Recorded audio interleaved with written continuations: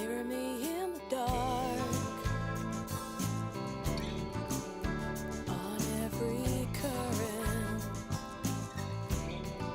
See me in the park. Across a crowded street. Feel me in your mind. You know I'm flying. Shells are in the sand. Wind is sighing. This reality is going on without me. On without me. I'm so happy. Clouds are lifting. And it's easy to be free. Easy to be free in the evening.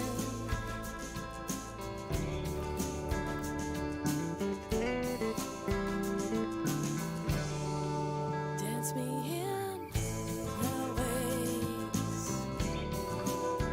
On every current. Sun is gone today.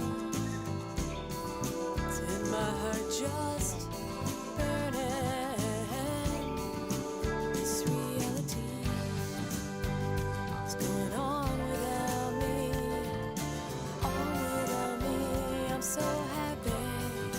Clouds are lifting. And it's easy to be free. Easy to be free in the evening.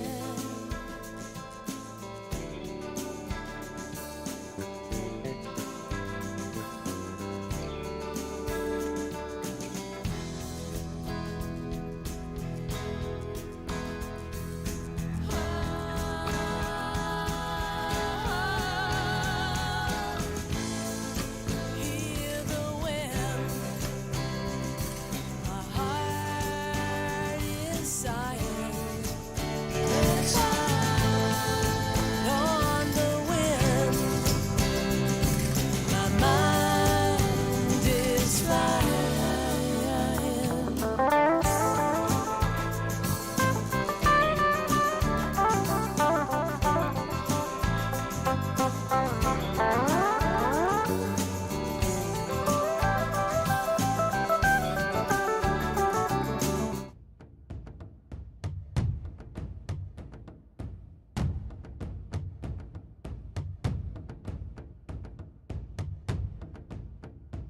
The views expressed in the following show are of the host, the guest, and the callers. The content of the following show, its accuracy, authenticity, and the ramifications of the use or application of said content is the responsibility of those speaking and listening, not the broadcast medium.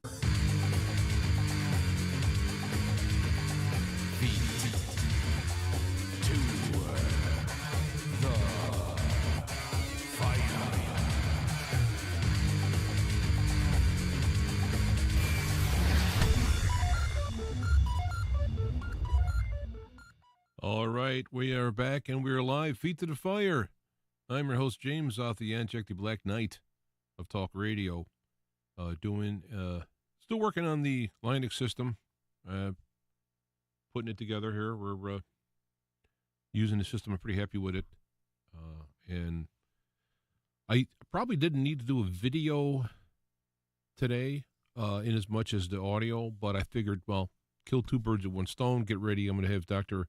Joy Pugh on in a week or so, maybe next week if we can work it out, to talk about her new book about the Antichrist.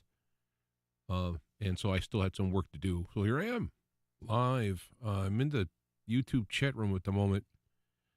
This will be automatically uploaded to BitChute, provided YouTube doesn't bounce it.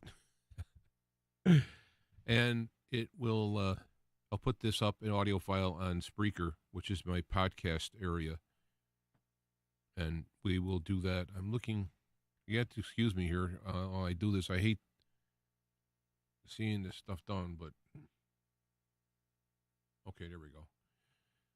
There's a delay here, and I'm trying to figure out to make sure it's all going. Now, we had some problem with the sound, and the problem with this setup is that I can't hear what you hear. I hear what goes in, and I'll get that worked out. There's some ways. I did this on my Windows machine a special way where I could have all of that, and I'm still working on how I can do it on this little Linux machine, which is pretty amazing what's going on.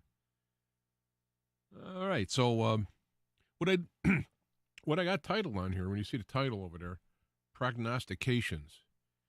I was trying to look for a word, and I had it in the back of my mind. It's not predicting, okay? It's not, there's nothing to do with psychics or nothing to do with, but it is kicking around. And the Greek word, it comes from the Greek word foretelling. And what I wanted to do was, I have a method in how I do things. I guess it'd be similar to chess, right? Where you make a move, they see their move. What does that move do? You look forward, how many moves, what can it mean, and all that. And you're constantly adjusting on the fly as moves are made. I mean, everything's theoretical until it hits reality. Now it's real. So what we've heard over the last years now is a lot of people saying this is going to happen, that's going to happen. And it's based on their belief or feeling of it. And I'm not discounting feelings or beliefs, but you got to know that feelings and beliefs are biases you have to analyze. Socrates had a great line that said, the unexamined life is not worth living. Constantly re-examine yourself. Constantly check to see that you are in reality and you're not going on a little fantasy trip. Because if you look around, all around, or now with deep fake and AI, everything is becoming fantasy. Everything is, you can't trust anything on its face value. Like, oh, there's a video of this guy saying this. He must have said it. Now we got to the point where I don't know. We have to look into it and so on. But what my particular way of doing things is like a contradiction. When you find truth in reality, I hate using the word truth nowadays because people have their own truths. And people definitely live in their own realities, right? But the reality and the truth, when it happens, when you cross-section with truth and reality, it wins every time. You can get lucky, in the possibilities of how things are happening, but truth always wins, reality always wins. So I want to know what's real. Good news, bad news, excuse me, because truth may hurt, but lies can kill. And we're coming into a time. So one of the problems I've had over the years with people making predictions is, first off, I should make a list of this stuff. I'm doing this off the top of my head, which is the best way I work, but it might be confusing. But you can't just have a special source. I got special sources, intel from former CIA and SEAL team and all this stuff. They told me this, and they're the insiders. They know that. That to me, that stuff is almost worthless. It's the only worth of it is, okay, I listened to it, noted, logged, and I got it here, and we'll see what happens. And because reality will give you, I'm going to use the word clues. It gives you clues along the way for you to figure out if things are real or not.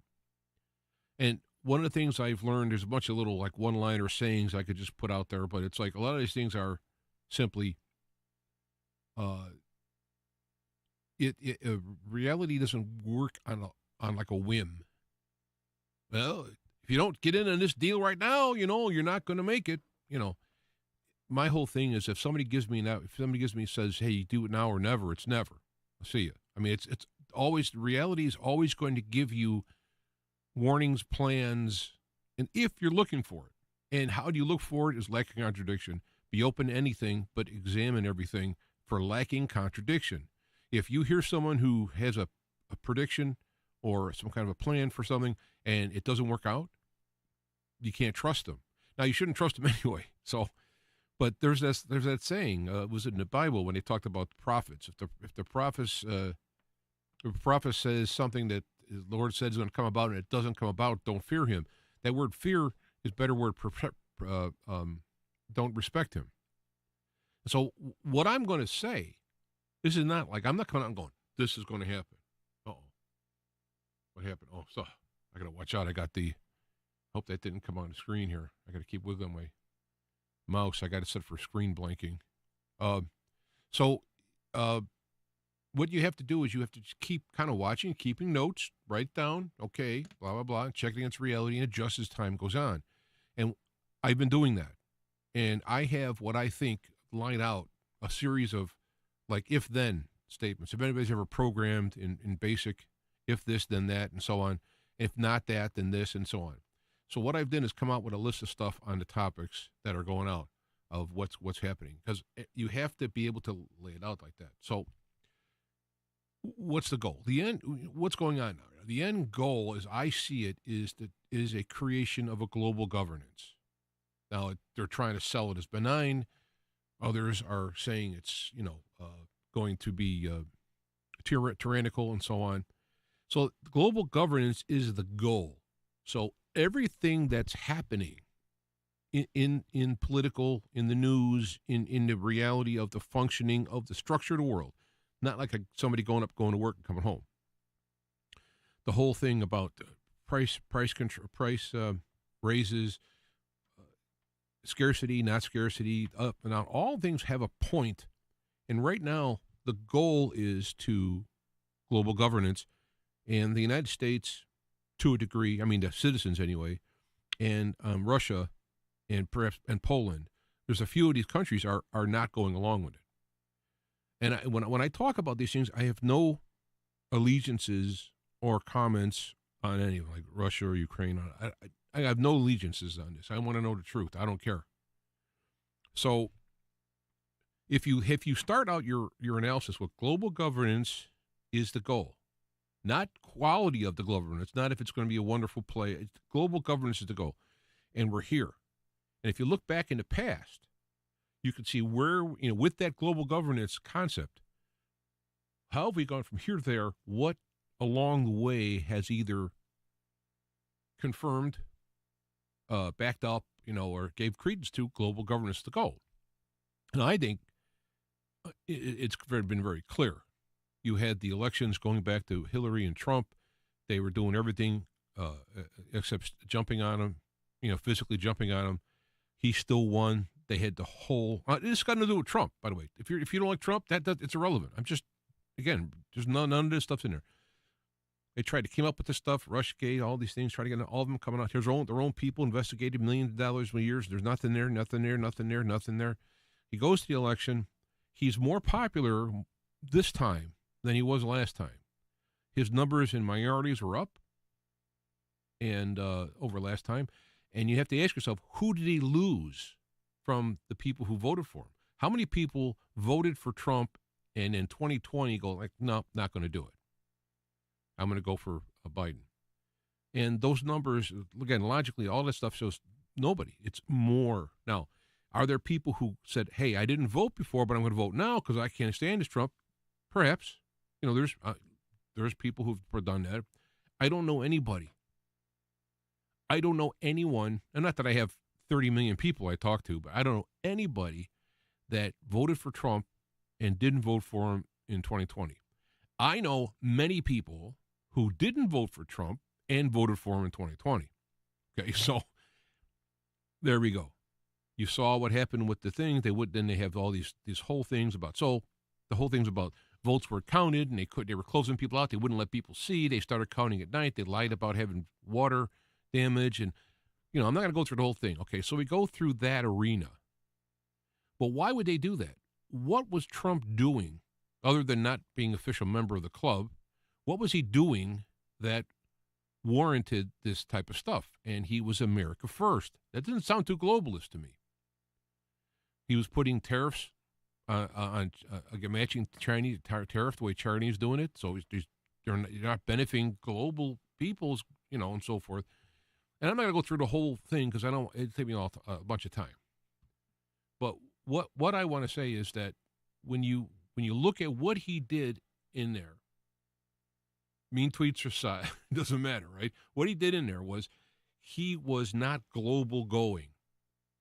He's willing to work, just now. Hey, you want to, you mentioned things like, all the countries should be their own country first, and they can work stuff out, but it wasn't the globalist domination.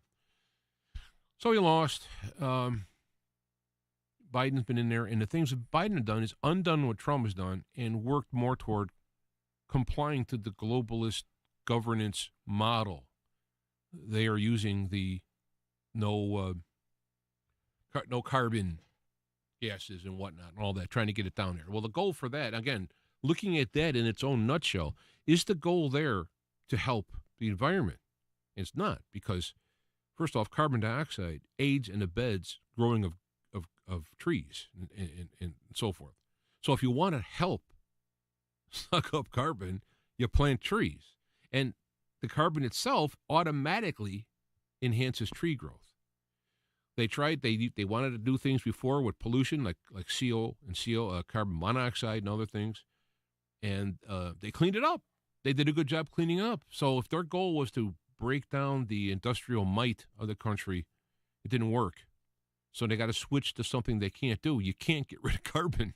It's part of the cycle. You can't get rid of it. And yeah, there's more carbon in the air. And if you want to do things like plant trees, and actually if you went from trees for your normal products and went to hemp right off the bat, you're doing well, because hemp takes a lot more carbon out of the atmosphere in the plants. And you can cut it down and plant them next year and all that, where the trees take 20 years before they're harvested, et cetera, et cetera. So my point in saying this is there's so many things along the way that if their goal was to help the environment, they could do many things. For example, China's immune from a lot of the, I think it was 2030s when they even had to start looking at them. And they're building coal plants, and they're doing it all like crazy. Other countries who are great polluters aren't under these same rules. And yet the Western industrial nations are, because the goal is to break that system down. Because the pain in the ass voters, the middle-class voters, are not going along with our globalist programs. So we got to bust them up. So this stuff is going on. I'm taking longer to do this than I wanted to, but so as we got to hear, we have Trump is running. They're literally using legal warfare, lawfare, to stop Trump from running. They're taking statutes and applying to him that's never been done before. They're taking applications of law that's never been done before. They're trying to have him be kept off the ballot because he's for insurgents in the 14th Amendment, is it? He's not been accused. He's not been tried on that.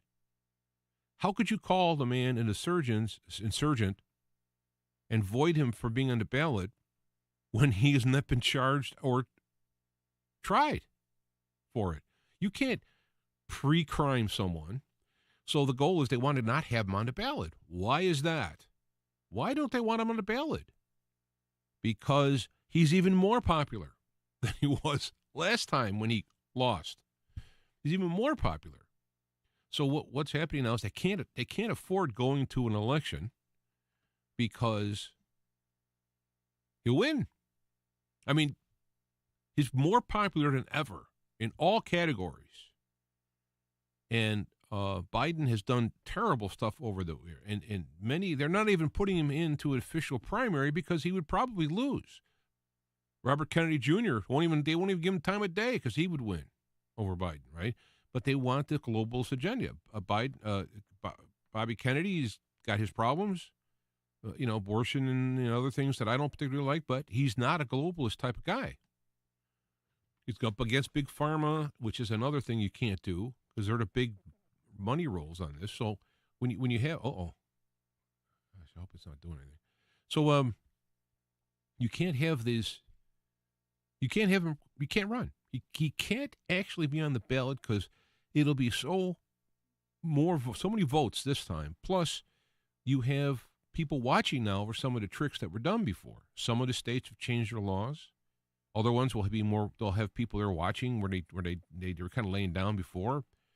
So the way I'm looking at it is like, why are they doing all this stuff? Why are they coming up with these charges and doing this, desperately trying to keep him off the ballot? Because he's afraid he's going to win, because he's more popular and they can't shenanigans like they did. I mean, see how the if-then stuff works? If they thought he would lose, they wouldn't be doing any of this stuff. but they thought he would win back with the first time he ran because they were jumping on him, making him a racist. He's got a whole record full of helping contractors. Awards from Jesse Jackson, getting him awards from Push, how great he's helping the black contractors and minority contractors. He's got this whole he's not racist, but see, they got to make it that stuff. All right, so I kind of did a lot on up to this point. Now, going forward, given the global governance that's the goal, right? That's the big thing. Everything has to fit under that. What do I see happening? Well, right now, the latest thing that happened is this Texas taking a stand against the invasion in the south, the border. Now, I can't fault them. They have the total right to do it. The United States government, whose job it is to secure the borders, aren't, and they're facilitating the borders to be crossed. They broke their covenant, if you will, with the states, and the states are standing up for themselves. I can't say that's wrong. It's not wrong. It's right. But what I will say is it's now allowing the powers that be to set up a confrontation, because now you have the states going against what the federal government is saying about the border, which of course they're not. They're letting, they're not doing anything. So, but now it's the Supreme Court. No, they can take the razor wire down. Bad decision. So now they're armed with the presidency, the border patrol organization they control, and the Supreme Court. So now you have Abbott, which Abbott's, is a Bush guy. I look at Abbott, this could be a setup. It could be part of a setup to excuse to do several things, and I'll get to that. But now you have 25 other states have joined in, governors signing on to the letter. And the letter that Abbott wrote, spot on. I mean, you can't get an argument. Whether he may be looking at some kind of setup or not, I don't know. It's possible. That's why I say it. This is not a besmirching him. It's not any inside information. It's a possibility, and I have to take that into consideration. So if that happens, you now have a setup, and another thing is you have the President Trump, former President Trump, saying that he's right, and yes, everyone should help him. Governors should send help if they can. So now you have him making a public stand for this insurgents that's coming up. You remember that word insurgents? Where did it come from? When's the last time you heard it? When the first time you heard it? You heard it in Iraq, when the insurgents were fighting Iraq. You heard it in Syria, where the insurgents, the rebels, were fighting the state of Syria. You have happening, the state of Iraq had the insurgents in Afghanistan, the insurgents fighting the state of Afghanistan. Well, here we are. The insurgents are going to be fighting the United States. This is what they're setting up to. And I'm telling you, I've heard many people say, yeah, Bob, come, what's that? No, what's that word? Mow and lobby or whatever it is. Come and get it and all this stuff. Yeah, well, we'll take our guns and we'll take them. The reason why that they haven't taken over yet is because, frankly, all the arms that the United States citizens have. But that's not the end all here. Is that they have weapons of mass destruction, right? They just need a reason. And if you want to, oh no, it's not the case. Go look into the, oh gosh, I can't think of the name because I'm looking at the guy's face. David Koresh, that particular, gosh, I can't think of the name of the place now. Darn, maybe somebody in the chat room can tell me. But David Koresh had his people, had a bunch of guns. They were buying by themselves. They stood up against them and ended up torching the place, claiming that he was a threat to them. They didn't shoot. They didn't go do anything. They went and got him. But they became a threat for the system, and it was crushed. And children were killed, women were killed. It doesn't matter who's on there. You cannot stand up against the system. And if you stand up in a posture way, a certain amount, you're going to go down. Here we got to set up for now. Now, I think on their side, I got to wonder, it's like, oh, there's a lot of people coming up. All those states came forward. I don't know in their mind if they were thinking that this would happen. I don't know. I mean, right now we're still in a wait and see situation. So we got to find out, how it's going to work out. But now we're getting set up for a real civil war, not some theoretical one, not some one where you have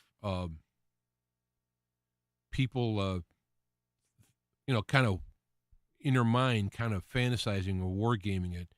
Well, we'll do this. Now you're getting a reality. There's real groundwork here for a civil war, just in time for the election.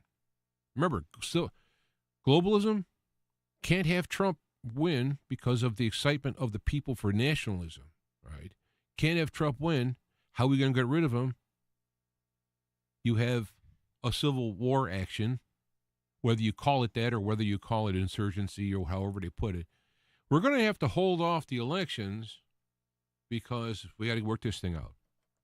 Now, I remember when Obama was going to leave office, right? They were talking about doing that with Trump. It was the talk out on the internet that they were going to have called the elections and all stuff like that. And they didn't. They didn't. So why is it possible now? I didn't think it would happen then. Why is it possible now? Well, it's possible because they're running out of options. They wanted to start, if Hillary would have won the election, we would be going to the global system, ding, ding, ding, it'd be like in the, what's that one with the water, your frog's in the water's turning up, you're kind of going along, and so forth. Branch Davidians, is that what it was? Yeah, Waco, there you go. Thanks, Rabbit Dog. That's what I was talking about. So, they're going along. We would have been going down. This was their plan.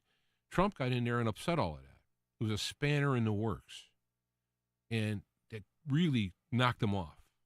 First of all, it got him extremely mad. Whenever you take someone who's a totalitarian and you don't do what they say, if you have anybody who's a narcissist, you don't get their way, I mean, they're just, they'll kill you, depending how pathological they are. So now you have these guys not getting their way. Say, wait a minute, we told you we're going to do this. We're going to have this. You're going to own nothing and you're going to be happy because everything's going to be provided and you're going to be renting or whatever, all this stuff, right? So now they're running out of options. They're doing this whole lawfare thing that's going on, and that's not working too well. I mean, the Supreme Court's now going to have to say this thing, and I don't know what's going on in the background there. I mean, there should be some way to completely protect and isolate all those judges. But so this is the thing they got in the background. Well, if this doesn't work, then we can do this. Now they can stoke things going on. You see, So when I look forward, I hear people saying they're going to win. Trump's going to win. They're going to bring back the republic. It's all going to be. You're going to get rid of the deep state. There's a lot of things that happen over time that I remembered. Like, for example, when you're in when Iraq first surrendered, well, it didn't surrender, but the army surrendered to the Allies when they attacked Iraq. And they laid down their guns and they're doing this. We saw the TV when George Bush, they're all happy there. And they wanted to join the new Iraqi army. They already were the army. They were going to switch from Saddam Hussein to the new Iraqi government, right? They said, no, you can't do it. You're on the other side? No. So now you have this giant group of army that's just been canned. What are they going to do? They're army guys, So they end up becoming the insurgents in Iraq. And it was a creation. It was, to do that.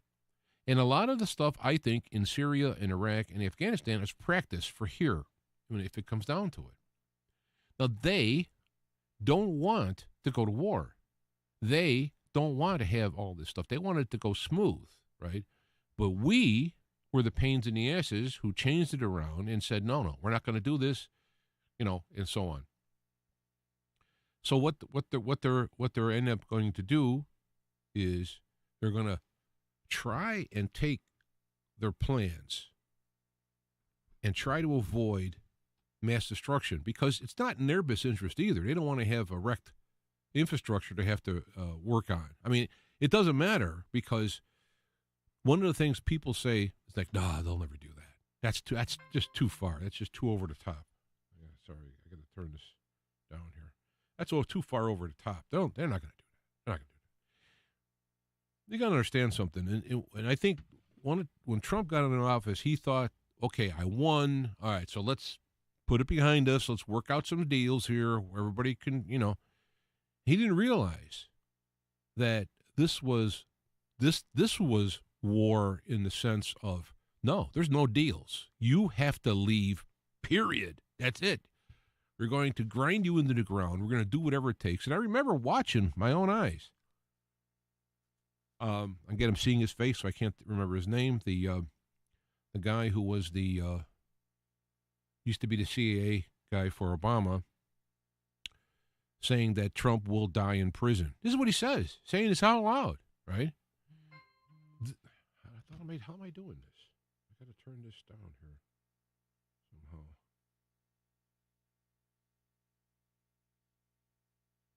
All right, all right, there we go. So, as we're going forward into this, the goal is they can't stop. Well, why? Why can't they put it on hold for another 50 years? They've been doing this stuff for years. It's gone too far. There's no coming back. What happened, how they mishandled the whole COVID thing, how they have all this stuff where all these missing kids are coming, and how they won't let out the Epstein's lists or nothing. They're doing all this stuff.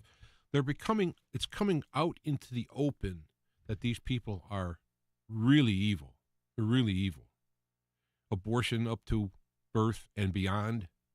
There's like, it's coming out. It's the evilness is rolling out up into what's the word? Common sight. You can't. You have to want to not see it in order to see it. When they have with kids getting the gender training stuff and all these things, all that stuff happening used to be quiet, used to be hidden. It used to be like it was bad or negative, but it was still enjoyed or wanted. Now it's like, here it is, boom, in your face. So the unveiling or revealing or the apocalypse in the literal sense of the word, the unveiling or revealing is happening. We're seeing it. There's no way they can put the genie back in the bottle. There's no COVID, what is it, COVID forgiveness? Amnesty. No COVID amnesty. Hundreds of thousands of people died who didn't have to. They were denied treatment that could have helped them. And it did in other countries, right?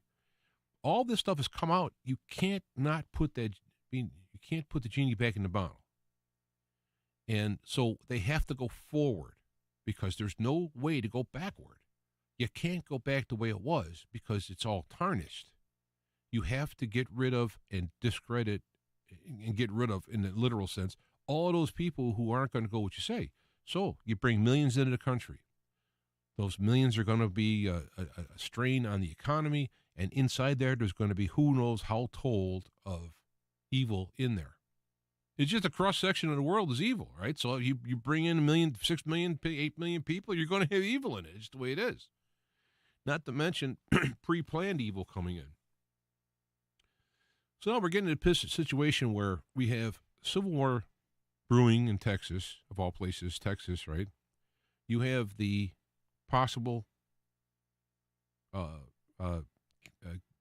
having Trump off the ballot or not even having elections because of the unrest and all this stuff. You got all these things brewing. And meanwhile, you go across to China, and China wants Taiwan. In China's words, Taiwan is a rogue state.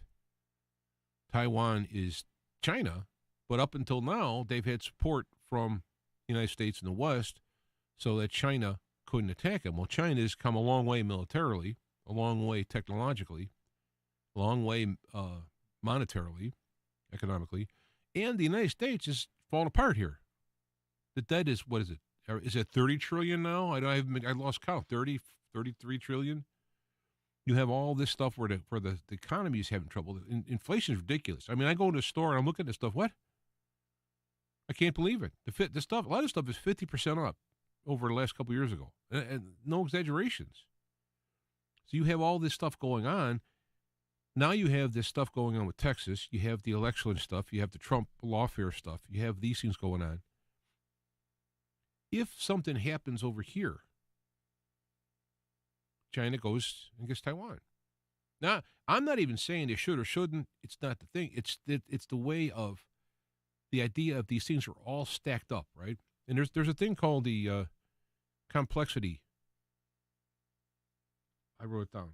Complexity theory, where things are so complex around the world now. Everything is globally entangled, right? Everything's entangled. It's all about entangling with quantum mechanics. Everything's entangled. So how do you predict things? You can't. I mean, you could try. You could use former ways of looking at things and say, well, this is how it's done before. If we can assume this happened here. But now you have so many things intertwined that are under the radar. You can't see them. You know, it's the old butterfly flapping his wing tornado thing. That may be a, hyperbole. But the idea is that you have so many things intertwined that they're all stacked up like this, like dominoes, right? You need to have the one to go ding, and then it just, boom, it happens. So you have Russia and Ukraine. Well, as you could see, what's happening in Ukraine is falling because Russia is winning. And now I just read that they're bringing nukes into the UK, something they haven't had in like 15 years, I guess, right now. Now, what do you think? You're Russia, right? You got countries bringing in, they're right up to your border. These are Western countries that are right up to your border now. They're bringing in nukes into Europe. You remember, well, maybe you don't remember, but this happened when China or Russia put nukes in Cuba, 90 miles from the United States. There's a big thing about it. Almost had a world war on it. They pulled it back out. A deal was actually made where they said to Russia, okay, I'll tell you what, we'll make this deal. You pull out your nukes, we promise we'll never go into Eastern Europe, meaning we, the United States, NATO, whatever. We won't go into there. And then you'll feel safe, right? We'll feel safe. We don't have nukes breathing out, and you feel safe. Well, we're right down their back now. So here we go. Think about this, where they're going to be putting in nuclear weapons in an easy, I mean, not even the ones that go completely intercontinental. All right, they already can hit them. But these are like right there. And all of a sudden we break out here with the civil war and unrest and all this stuff. China attacks Taiwan, Russia.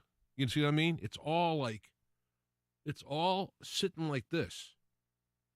And the flashpot seems to me to be related to Trump. So if I can prognosticate in something that it's possible, I'm not saying this is going to happen, it's possible. Trump wins the election. The lawfare is going to fail. He's going to, I mean, whether he's on the ballot in a state he was going to lose or not, it doesn't matter in the federal election because, California, winner takes all. Whoever, California is not going to be going for Trump, right? Even though there might be a lot of Trump people in there, they got it all locked up. Illinois, New York, all locked up, right? So they're not going to win. So if you don't put them in the election, the states he's going to lose anyway, doesn't matter. So Trump wins, and now Trump, who is used to think, okay, we can work together, I can do something, or whatever, and so on and so on. Now he's back in office again. He knows he's got the scars and the burns to prove it. It's like now it's going to be like no holds barred. No, we're going Constitution, we're going laws, we're going to do this, we're going to clean this out. And remember the Iraqi army who got tossed out on the street, became the insurgents? What are you going to do with a corrupt deep state? What are you going to do with all these agents, the FBI agents, CIA agents? What are they all going to do? They're going to just turn good? Some perhaps could be because they weren't, just to get a job or whatever. But you're now creating a globalist inner network for fighting. You already have millions across the border of all nationalities, all sizes, everything from poor to trained, to drug cartel people, to trained terrorists. I mean, you got the whole ball there. So now you got stuff going on with Texas. You got, if Trump wins, you got the complete battle that's going to go on in there. You have Taiwan, you have Russia. Right on the border. So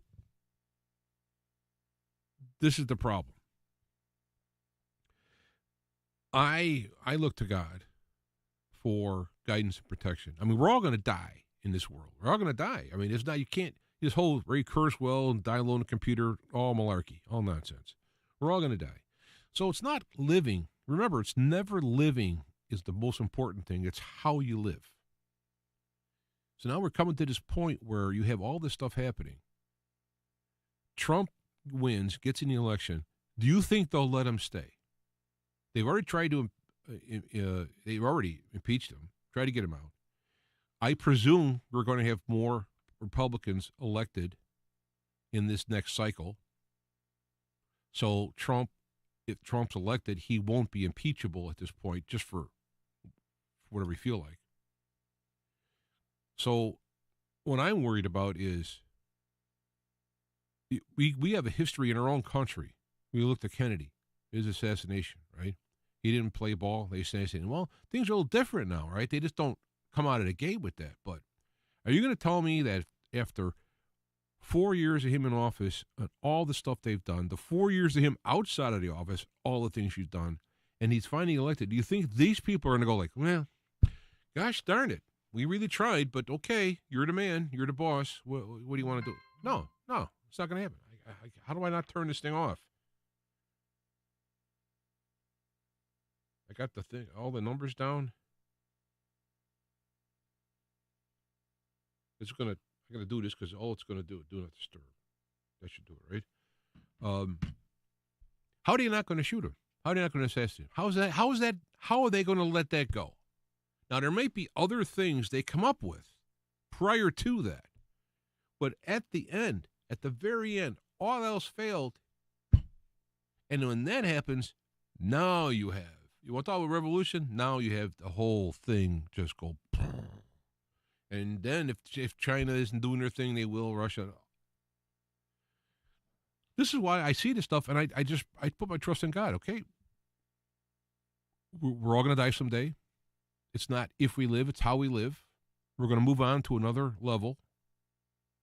And depending upon things that you've learned and done here, if you've allowed God working through the Holy Spirit and Jesus and all that stuff to work inside you, you have the salvation aspect. But then Jesus didn't come just to save people. He came to call people to the kingdom of heaven. Right? So this is, right now, is great kingdom building times. Let me tell you. You got to live by what the principles are till you die. Protect your family and can die. You can die protecting them. They could die in this situation. That's them killing them, not you, right? But you got to look at it from a Jesus perspective. There's those principles. Those are the principles that have to guide you through it. And I mean, my favorite movie of all time is Ten Commandments. Now, I know a lot of it is embellished in fiction because of, it's a movie, right? I understand that. But the principle is still there. Here you have Noah, you have Moses, Charlton Heston. He's going to become Pharaoh, right? He could have just stayed Pharaoh. In fact, they say that in the movie. He could have just stayed Pharaoh, and then he could have freed the slaves, right? I got to stick with the principles of what's right. You got Jesus.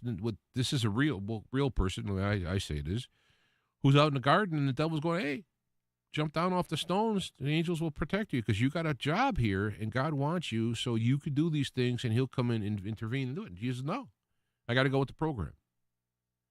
And even unto death, I like that phrase. He stuck to the program even when it came to his death. Stuck with that program. We have to get on that program. We're going into a situation where only God can intervene. And that's another thing. Sorry for the zipping around here, but that's how my mind works. People saying, well, this is a Christian nation. God's going to protect us. He's going to come in and get rid of the bad guys. That's a common one with the Orthodox Christians too. You have the evangelical pre-trib rapture type are going like, hey, don't matter, we're going to be out of here. You got the ones who heard the mid-trib, they're going to go through up to a point and gone. You got the post-trib ones, they're going to be here, they're going to be through it, and you got the,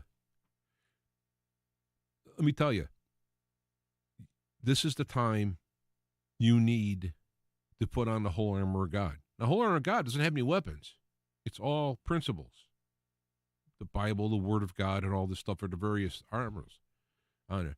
This is the point is, you have to have these principles down pat because you're going to be put to a trial on it. Now, I know I've had people who are long-time listeners who, when I mentioned about I'm not a pre-trib rapture guy, boom, they're gone. Okay, well, it's fine. That's their right. But if you prepare to put on the armor of God in the principles he is and follow those principles non-contradictingly, going along with it whether you like it or not, and there's a rapture, amen, But if there isn't, and you're banking on being yanked out of here, what are you going to do? You got to get that stuff down pat. It's like, I don't even, one of the reasons why it's taking me long to switch to computers and all this stuff is we have to get ready for the time when you make the stand for God. And the movie The Stand, I love the movie. Don't like Stephen King at all. I could call him names, but it doesn't matter. But The Stand was a good piece of work, and rightfully so. He said he peaked on his fourth book, and it's true. But in The Stand, some of the dialogue that they had with that black lady in there was they're making plans about how to do this and do that, and she says, no, all you got to do is make a stand. You make a stand for God. Make a stand for Jesus and his principles, right? What happens when you make that stand? What happened to the disciples? They got killed. Some of them were banished. Most of them were killed. You make that stand, and you let God worry about the rest of it. And that stand today, I say, is to learn those principles that Jesus taught. Read the Matthew 5, the Beatitudes, a Sermon on the Mount. You do those things in this time under this fire. You're going to be serving God well. Isn't your goal to serve God? Because God's going to serve you. God's best interests are you. You serve God. You're serving your best interests. As unpleasant as it may seem in at a short time, long term, it's what it is. So when I sit and procrastinate, I got nothing good to say at the end here other than this is the time when people come off the bench for God. The principles of God teaches, helping one another, protecting one another. This is when the time comes that you're going to shine for God. God's like, hey, okay, I saved you. I did this stuff. Now here's your chance to work for me.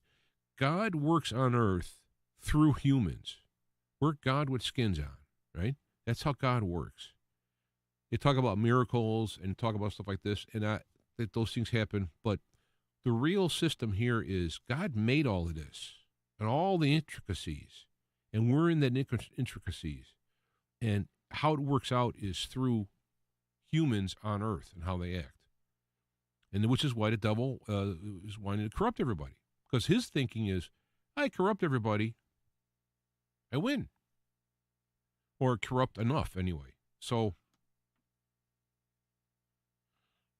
this is where it comes down to. Look up complexity theory. There's supposedly a method that you can actually predict via complexity theory, but there's so many variables in it that I think in reality, I think that's more wishful thinking than anything else.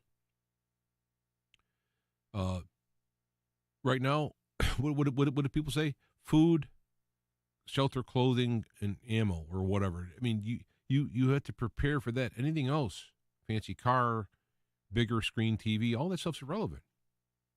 This is the time to really get to your nose to the grindstone for those principles God taught. It's time to live them out rather than just echo them and hear them. And we're going to have plenty of opportunity to do so. You know, and I've had to change some of my own things because of my goal is I have to be a servant and be ready. And I had to do a lot of things. I'm not going to go into a lot of it because I don't mean it to be, I'm not an example. I could be an example of what one could do it done a lot better. Is hanging on by his teeth, hanging by his faith, his skin of his teeth, or whatever that is. But this is the time you got to do it. Now, I'm going to go, and I will this will automatically upload to BitChute because, you know, I should have started off with this, but I've had so many stuff deleted by YouTube, and they're like six years old, and they're deleting them. For community standards. Well, they were okay for 6 years, and now all of a sudden they're not good. I don't understand it. So BitChute is where I've been sending everything to. I just started looking into Rumble. There's a live stream. I might try to do that. I have to learn it, though. I don't have a lot of time. I'm working 5 days a week, all day. And, you know, I got just a little time in the weekend. So I'm doing what I can. I appreciate those who email and make comments. They say things. It's you know, help it. Yeah, it's nice to hear. So on. So that's the idea of the prognosticating. I have done. We got some trouble ahead, but if you stick to those, you keep them short-sighted, right? Where you do one step at a time. You don't look at the big picture, right? You can't do nothing but the big picture, but you can do your steps, your area around you, your work, your home, your neighborhood or whatever, your little area you can work in, and you put out those principles. You do to live the principles that God taught over the years. Jesus taught. Look at Matthew 5, I think it is 5:12, but Matthew 5, and read those. That's one of the greatest things ever written, ever spoke on. It's the true way to live and do it. And don't be calling people names. Don't get negative. Stay out of the negative. Don't stay out of the anger. Meditate. Let it go. Don't hold on to things. You gotta have Teflon skin. Let it slide off you, because it's going to come raining on you, and you don't want it to bog you down. You want it to let it off. So I wish I could do better, but there we go. Well, God bless you all. My new little saying I'm doing is Kyrie eleison, Lord have mercy. And we're going to need that in these upcoming times. And, you know, I'm saying that whether you're Daniel in the lion's den, right? And the men in the fiery furnace where they walked away, or whether you're some of the people who were, burned at the stake or whatever, God will be with you. Don't fall to fear. Don't default to evil to get out of fear. Stick with it. God will be there with you. I mean, I know this. It's the only reason I can go on. The only reason I even bother doing anything is because I know he will never let go. Even when Jesus says, "Why have you forsaken me?" He didn't. It appeared that he did at that moment when he's doing it. He's like, "Hey, I did everything you said. I did all the principles I did. I've done all this stuff, and now I'm here. Look at me. Why have you forsaken me?" This is what Jesus went through, and he came out the other end, resurrection, and now he's king over there. God will never forsake you, no matter what happens. People have lost children. They don't know how it happened. They're hurt for life, but you got to go on. I mean, it's just the way you got to do it. And you'll be surprised. A lot of times, a lot of good stuff happens. You got to be open to see the good stuff that happens, because the bad is very loud and very, very bad. So, all right, I'm going to really stop this time. God bless you all. Hang in there. And I will talk to you soon.